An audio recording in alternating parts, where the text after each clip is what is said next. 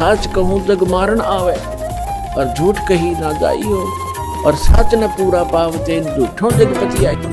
एक पंडित जी था, काशी विद्यापीठ पढ़काया वो ब्राह्मण। एक राजा ने कोई हवन कराना था, अनुष्ठान कराना था,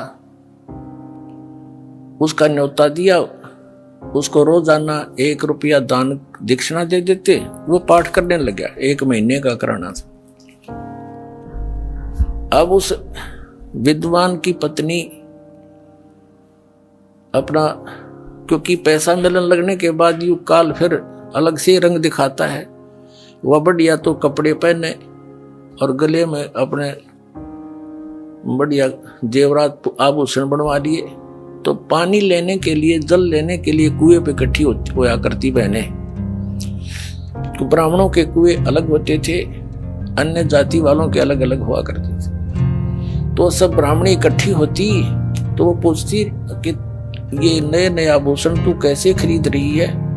उसने बताया कि मेरा पति राजा के यहाँ कथा करने जाता है, मंत्र जाप करता, अनुष्ठान करता है, और राजा प्रतिदिन 1 चांदी का रुपया दक्षिणा देता है।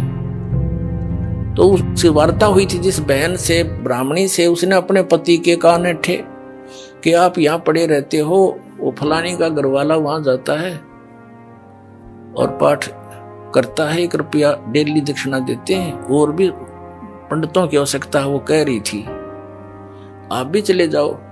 तो पंडित जी कहने लगा मैं तो ऐसा देसी सा पंडित हूँ, और वो पढ़का रहा काशी विद्यापीठ, उसके बराबर में मेरी दुकान चलेगी नहीं।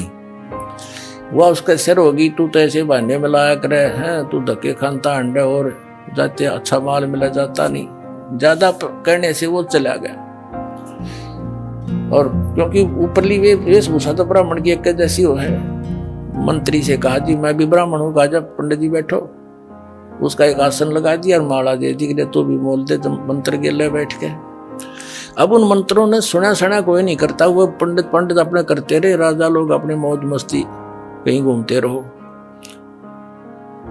अब वो तो बोला अपने संस्कृत के श्लोक, उन्हें तो याद थे, जो पहले वाला विद्वान पुरुष था। दूसरा था अनपढ़ मेरे जैसा, वो तो बोला मंत्र जैसे भूर भव स्वय, वो नको जो यू को है, जो यू को है, जो यू को है।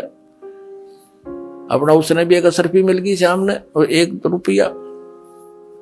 मन में क्या, जो यू को है, जो यू को है। अगले दिन 2 दिन पीछे हुआ भी, फिर उसकी पत्नी भी लागी ऐसे हार श्रृंगार पैर के गई। वो तीसरी को पता लगा, उसने अपने पति को श्रृंगारा। उसने भी यही प्रार्थना की कि वो तो विद्वान है, दूसरा भी मेरे से कुछ ज्यादा ही जानता है, पर मेरी बात बने नहीं। ज्यादा कहने से वो भी चला गया। अब वो जो विद्वान था वो तो अपने बोल ही रहा था, उसने उधर ध्यान नहीं उनका, ये क्या बोलना, ठीक है ब्राह्मणों के बोलते रहेंगे अपने मंत्र। तो तीसरा पहुंचा, उसका भी आसन लगा दिया। पहला अपना संस्कृत बोल रहा है श्लोक शुद्ध, दूसरा है, तीसरा कब तक नंबेगी, कब तक नंबेगी, कब तक नंबेगी, कब तक नंबेगी, कब तक नंबेगी, मारी बकवाद। तो उसको भी शाम को 1 रुपया मिल गया। उसकी पत्नी ने फिर ऐसे ही अपना रूप बदला। तो चौथे से भी फिर ऐसी बात हुई, चौथा भी शंकर का चला गया, उसका भी लगा दिया वहां पर आसन।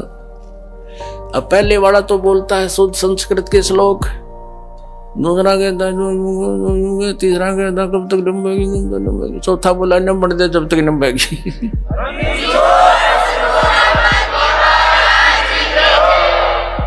तब ये संत न्यू देख रहे हैं नंबर दे जब तक नंबेगी, पर यह भी नंबर को ना, यही तो हमने ऑनलाइन रखूंगा जब तक, या तो सारी जनता नहीं जाग लेगी, या तुम खुद नहीं कह दोगे हमारी गाड़ी खराब होली।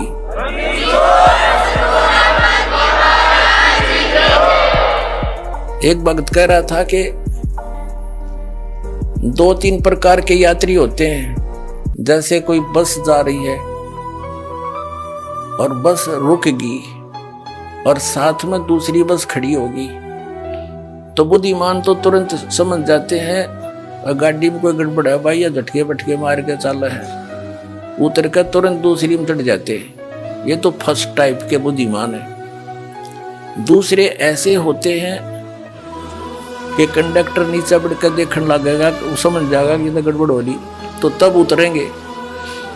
और तीसरी टाइप के इसे निकट्ठू होते हैं कि कंडक्टर ड्राइवर भी दूसरी बस में चढ़ लेंगे ना, कति कंडम कह यार बिगड़ दी भाई, बोला जब उतरा कर उस गाड़ी में था।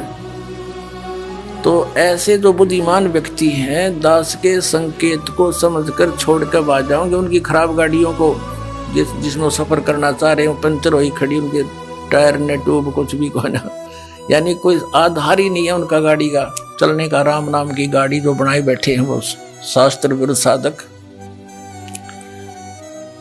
और फिर शेष जब आओगे, जब उनके गुरुजी ने कह देंगे भाई सालो सचमुच हमारा तो हमारे पास ज्ञान नहीं था, वो भी बुद्धिमान व्यक्ति होता है जो न्यू कह दे भाई गाड़ी खराब हो रही या ठीक नहीं चल सकती और तुम अपनी व्यवस्था और कर लो।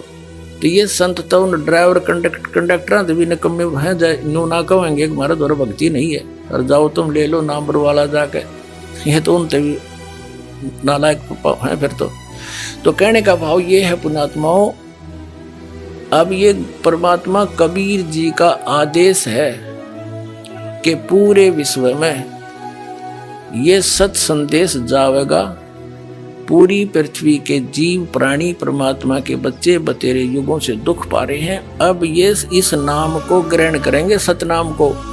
न इसकी छींट भी ना लगने दी थी परमात्मा ने, अरीब डंडोरा पिटवा दिया, अब बखेर रखा आपके ऊपर, वर्षा करवा दी सच्चे ज्ञान की, और सतनाम चौथे महीने मिल जाता है, और सार नाम भी अब आपको मिला प्राप्त हो रहा है, जिसको आज तक ये ऋषि में ऋषि समझ भी नहीं सके।